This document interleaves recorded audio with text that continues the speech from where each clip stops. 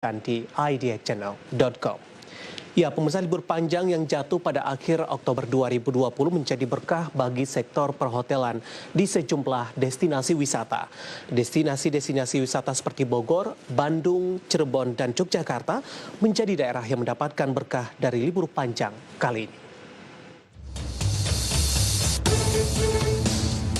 Dari data yang dihimpun oleh Asosiasi Perusahaan Perjalanan Wisata atau ASITA, pemesanan kamar hotel di daerah-daerah tersebut yang sebagian besar dilakukan via platform daring melonjak tinggi. Gelombang wisatawan domestik pada periode libur panjang sejak 28 Oktober hingga 1 November 2020 mampu mendongkrak tingkat hunian hotel di daerah-daerah tersebut hingga 100% dibandingkan dengan masa hari kerja atau weekdays. Angka ini bahkan lebih tinggi dibandingkan dengan lonjakan yang juga sudah mulai terjadi pada akhir pekan biasa, yang menurut estimasi ASITA memiliki rata-rata okupansi hotel 50 hingga 60% untuk daerah-daerah wisata di Pulau Jawa yang dapat diakses melalui jalur darat. Lonjakan angka okupansi yang terjadi di sejumlah wilayah pada liburan panjang ini diakui oleh pelaku usaha sebagai hal yang cukup menggembirakan. Pasalnya, menurut data BPS, tingkat penghunian kamar hotel berbintang dari Januari hingga Agustus 2020 turun 16,24% akibat terdampak pandemi COVID-19.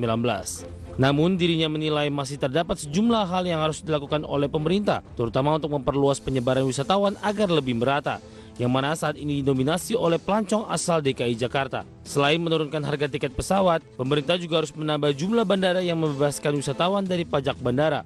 Selama libur cuti bersama, untuk pengawasan pelaksanaan protokol kesehatan, pemerintah saat ini menjalankan pengecekan secara acak terhadap wisatawan di destinasi wisata. Berbagai sumber IDX Channel.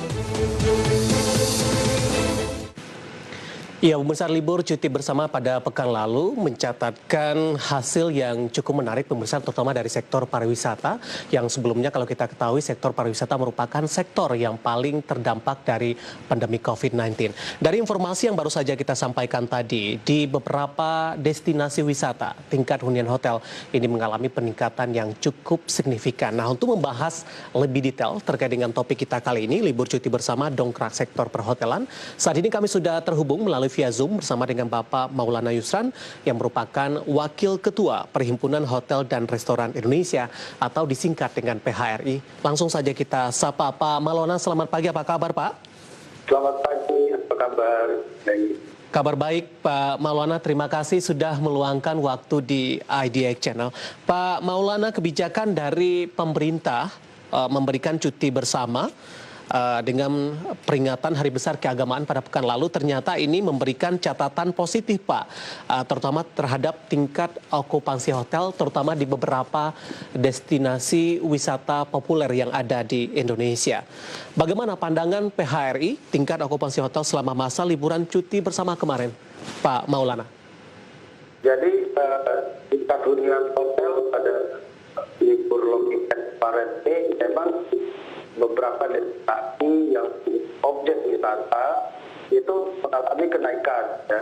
Kenaikan itu rata-rata sekitar 30-40%. Itu dari dari hari-hari biasa.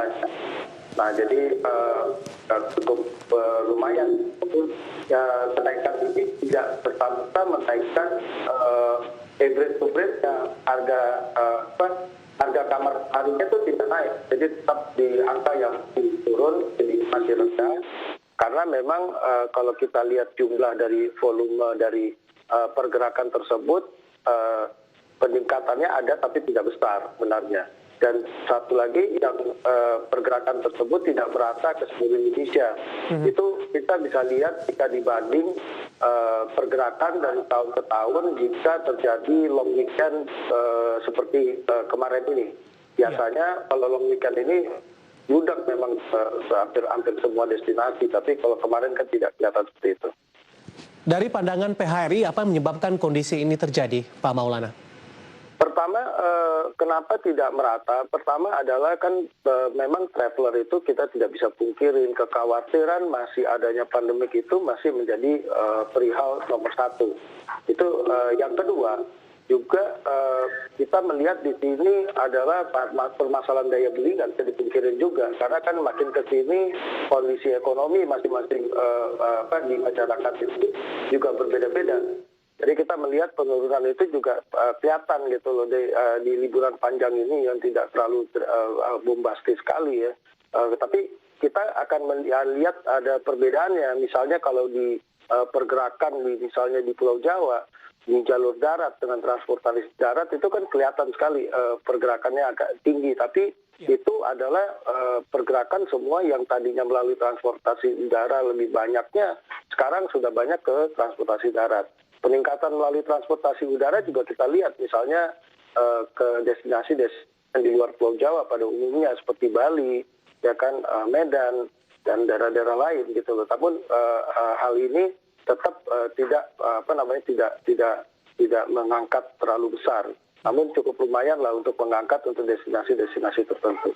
Baik, Pak Maulana, tadi disebutkan beberapa destinasi yang terjadi lonjakan, ada Bogor, Bandung, Cirebon, dan Yogyakarta. Mungkin di sini juga termasuk Bali, Pak Maulana. Apakah kondisi ini sudah diperkirakan sebelumnya, Pak, dengan adanya momen libur panjang ini? Sudah, kami sudah memperkirakan, khususnya destinasi-destinasi yang menjadi tujuan wisata ya, itu sudah diprediksi. Namun tetap saja prediksi itu kan tidak terlalu optimis juga, karena kita sudah trennya sudah kebaca dari mulai Agustus, September, kemudian juga tren beberapa minggu sebelumnya itu sudah kelihatan. Nah, jadi kalau untuk masalah prediksinya tentu sudah. Khususnya Jogja itu memang dari, kalau kita perhatikan dari libur proklamasi, libur Idul Adha itu sudah terjadi kenaikan karena Jogja termasuk destinasi yang mudah dicapai dengan kendaraan pribadi, apalagi termasuk Puncak dan Bogor itu termasuk yang paling besar okupansinya tertinggi lah dibandingkan daerah lain. Baik, meskipun secara keseluruhan kondisi ini belum mampu mengangkat dari koreksi yang terjadi sebelumnya, tapi paling tidak ini merupakan salah satu langkah awal yang baik, paling tidak, Pak Maulana. Ya, betul. Karena begini, adanya liburan, karena kan kita bicara domestik. Kalau kita bicara domestik, tentu libur long weekend atau weekend itu masih menjadi harapan bagi para pelaku industri, khususnya di hotel dan restoran ya. Karena umumnya kalau namanya pergerakan domestik itu di weekend atau libur yang tidak sepanjang itu, libur 1 hari 2 hari saja sudah dikejar oleh para traveler. Itu trennya selama pandemi. Jadi karena apalagi khususnya yang saya sampaikan tadi kayak seperti Pulau Jawa, terus sampai ke Pulau Sumatera, sampai ke Palembang, itu jarak-jarak tempuh yang masih sekitar 6 jam itu menjadi destinasi tersebut bisa menjadi destinasi favorit. Apalagi kalau mereka bisa melakukan itu melalui darat ya. Itu menjadi hal utamanya. Jadi bagaimanapun kondisi long weekend itu tetap membantu untuk menambah daya tahan daripada industri tersebut.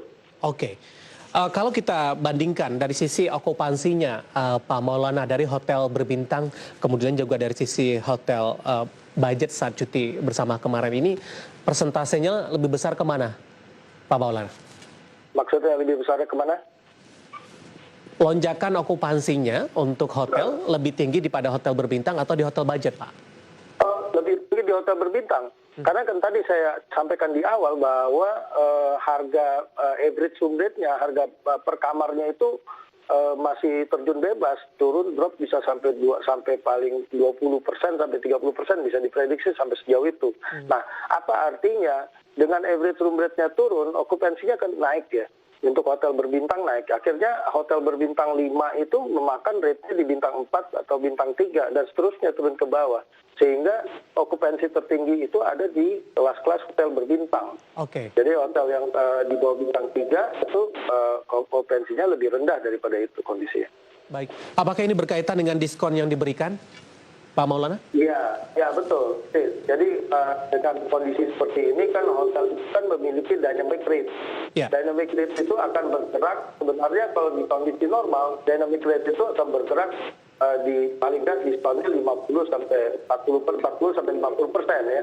Nah, kemudian seiring dengan kenaikan okupansi, rate itu akan bergerak sampai ke arah publish rate kalau misalnya mereka penuh. Namun di kondisi di kondisi saat ini di long weekend saat ini sebenarnya kan merupakan kalau proyeksinya di kondisi normal itu kondisinya memang kondisi high season. Ya. Kondisinya yang rate itu sudah masuk ke dalam publish rate. Saat ini tidak seperti itu kondisinya, sehingga tadi saya bilang dropnya average room rate itu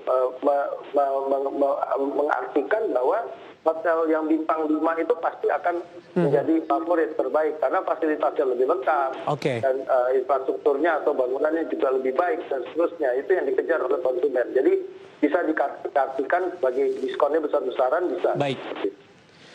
Pak Maulana, menarik Pak, kita akan jeda terlebih dahulu. Di segmen selanjutnya nanti kita akan coba bahas ini bagaimana penerapan protokol kesehatan terutama di penginapan atau hotel baik berbintang maupun di hotel budget sampai sejauh ini. Paling tidak ini juga memberikan keyakinan kepada para tamu atau pengunjung untuk datang di hari libur selanjutnya. Nanti kita akan lanjutkan Pak Maulana, kita akan jeda terlebih dahulu dan pemirsa telah bersama kami. Marga Devi akan segera kembali sesaat lagi.